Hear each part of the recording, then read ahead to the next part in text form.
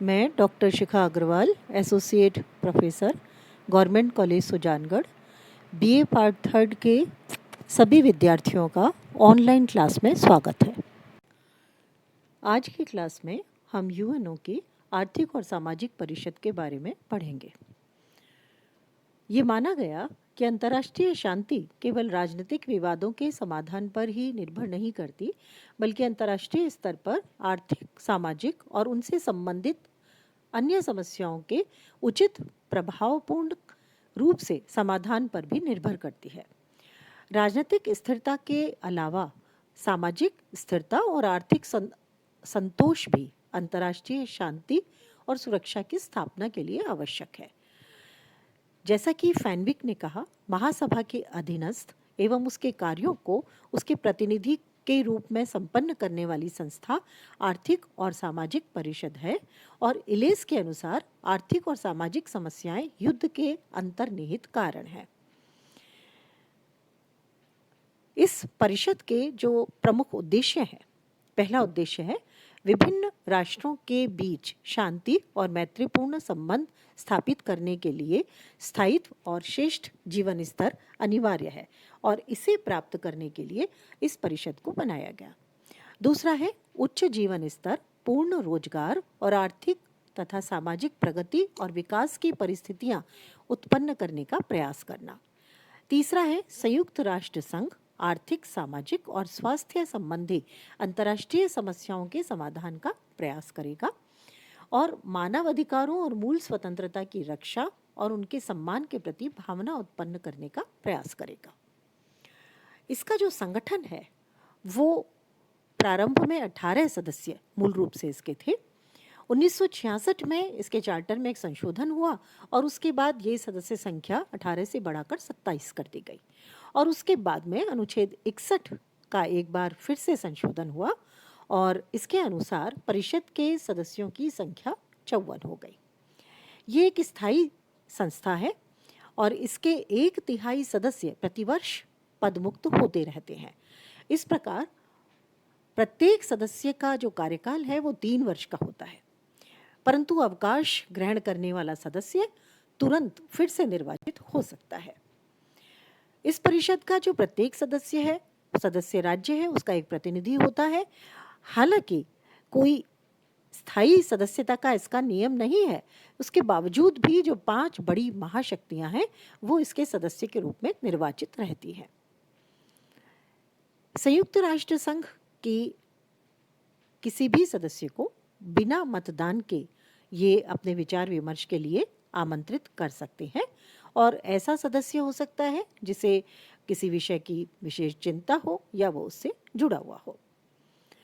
इसकी मतदान प्रक्रिया में जो आर्थिक और सामाजिक परिषद के सदस्य हैं उन्हें प्रत्येक को 1 मत देने का अधिकार है।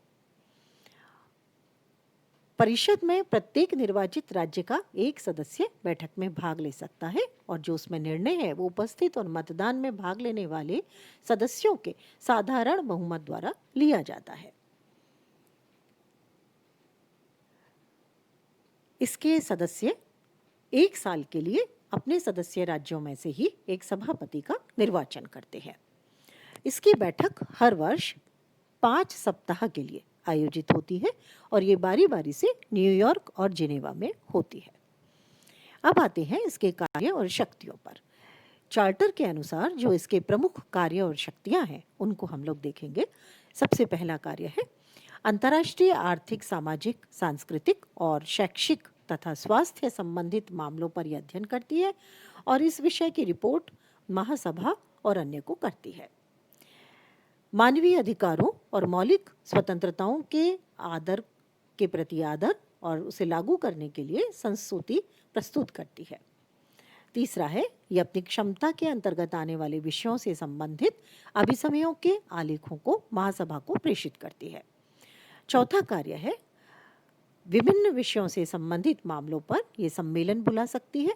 पांचवा कार्य है सुरक्षा परिषद को उसकी प्रार्थना पर सूचनाएं प्रेषित करती है और उसकी सहायता करती है।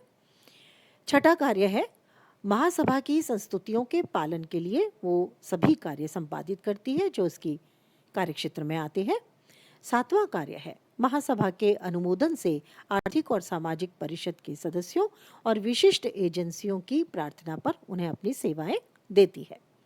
8वां है, इन सब कार्यों के अतिरिक्त वो चार्टर के अंतर्गत निर्दिष्ट और महासभा द्वारा बनाए गए सभी कार्यों को संपादित करती है। इस तरह से ये केवल इन्हीं कार्यों को नहीं करती बल्कि इनके साथ साथ अन्य अंगों को सहायता भी देती है।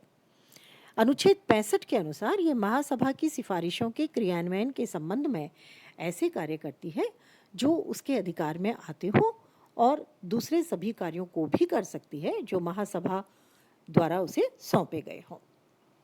विशिष्ट एजेंसियों के कार्यों के मध्य समन्वय भी ये करती है। इसके साथ साथ अशिक्षितों के लिए कार्य करना, गरीबों के लिए कार्य करना, बीमारों के लिए कार्य करना, जीवन स्तर सुधारने के लिए कार्य करने जैसे कार्य इसके द्वारा किए जाते हैं। विशेष तौर पर इसने अपनी विशिष्ट समितियों के माध्यम से एशिया, अफ्रीका और लैटिन अमेरिका के पिछड़े हुए देशों को तकनीकी सहायता दी और मानवीय अधिकारों की घोषणा की, जिससे इसकी प्रमुख सफलताएं माना जाता है। इसके अतिरिक्त शरणार्थियों, राज्यविहीन व्यक्तियों, ट्रेड यूनियन के अधिकारों, दासता और बेगार जैसी जो समाज विरोधी कार्य हैं उनकी कार्यवाहियों पर भी इसने निरंतर कार्य किया है। राष्ट्रीय, नस्लीय और धार्मिक समुदाय को पूर्णतया समाप्त करने के प्रयास को इसने महत्व दिया। आर्थिक और प्राविधिक सहायता दी जो अल्प विकसित या पिछड़े हुए राष्ट्र थे उनको, जिससे कि वो सामाजिक स्तर पर ऊंचा उठ सके। इस तरह से इस परिषद द्वारा अर्धविकसित राष्ट्रों को विशेषज्ञों की सहायता दी गई, यंत्र और उपकरण दिए गए, आवश्यक सामान खरीदने के लिए सहयोग उपलब्ध कराया गया और आधुनिक पद्धतियों से उत्पादन बढ़ाने में सहयोग देकर गरीबी उन्मूलन में बहुत महत्वपूर्ण योगदान दिया है। अब हम देखेंगे इसका अगला अंग, न्यास परिषद। संयुक्त राष्ट्र संघ के चार्टर 75 के अनुसार, चार्टर में अनुच्छेद 75 के अनुसार अपने अधिकार क्षेत्र के अंतर्गत न्यास प्रदेशों के प्रशासन और नियंत्रण के लिए संयुक्त राष्ट्र एक अंतर्राष्ट्रीय न्यास व्यवस्था स्थापित करेगा जो समझौतों द्वारा संपादित होगी। इसका उद्भव 20वीं शताब्दी के पूर्वार्ध तक जो एशिया, अफ्रीका और लैटिन अमेरिका के बड़े क्षेत्रों पर अपना शासन औपनिवेशिक रूप से लागू कर रखा था, उसके तहत शुरू हुआ। 20वीं शताब्दी के पूर्वार्ध में ये जो परतंत्र राष्ट्र थे, इन्होंने अपने क्षेत्र में आत्मनिर्णय की मांग शुरू की और स्वशासन के लिए या हम कहें स्वतंत्रता के लिए आंदोलन शुरू कर दिया। वार्साई संधि के बाद सिद्धांत रूप में उपनिवेशों को स्वशासन देने पर विचार किया जाना शुरू हुआ। हालांकि प्रथम विश्व युद्ध के बाद राष्ट्रसंघ की मैंडेट पद्धति में इसे लागू किया गया था, लेकिन ये उतना कारगर नहीं था।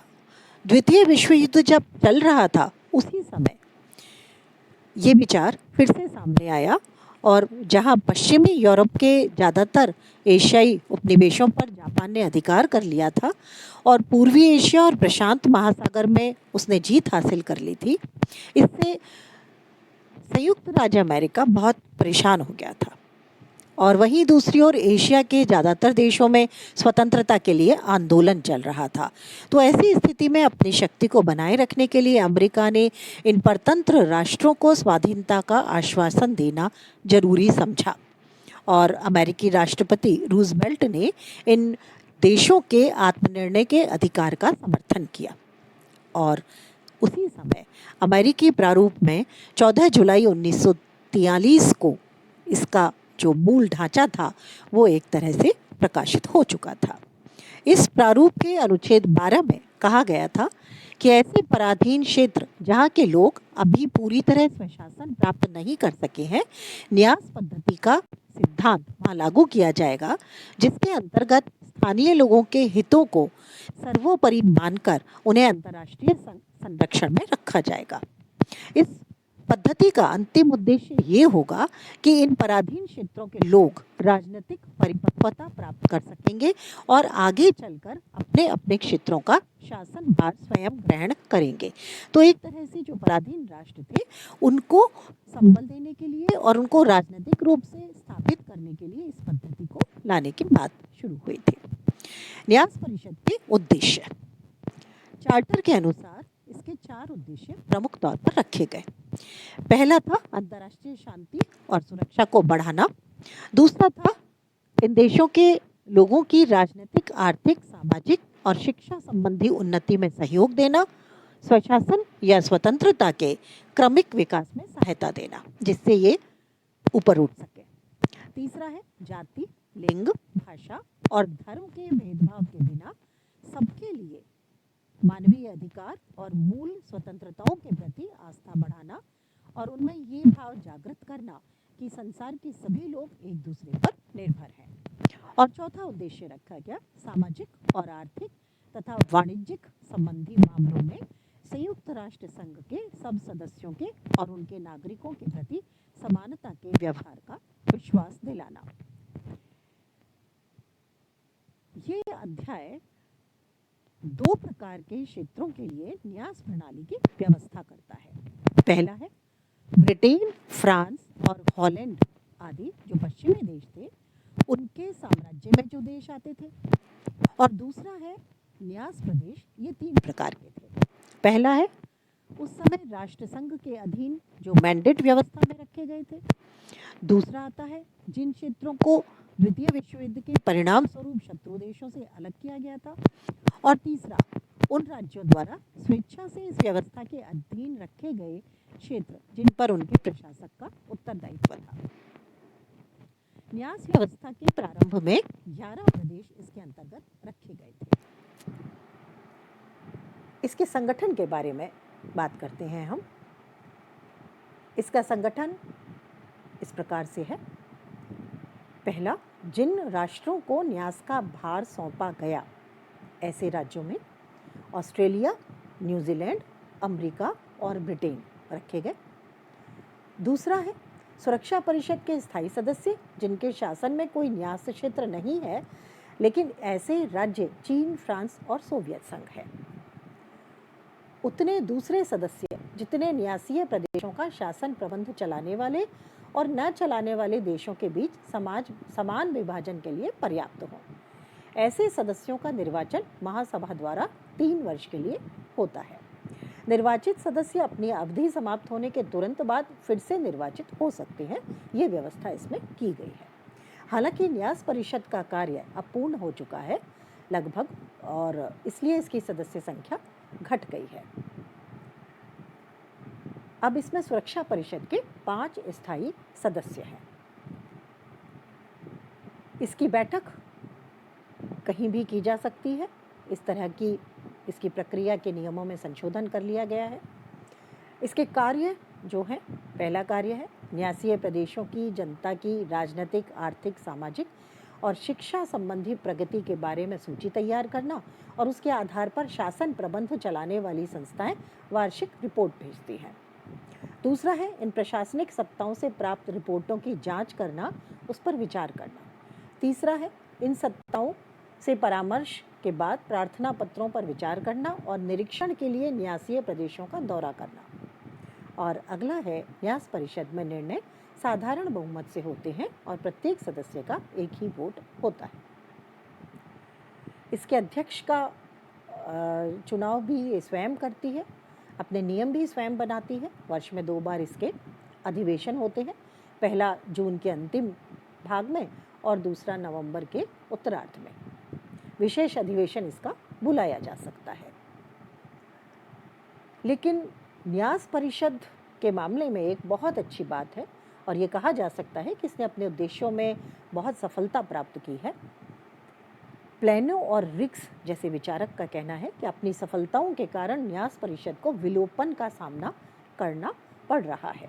ये परिषद की सबसे बड़ी उपलब्धि है कि अधिकांश न्यास प्रदेश 15 से 20 वर्षों की अल्प अवधि में ही स्वतंत्र हो गए।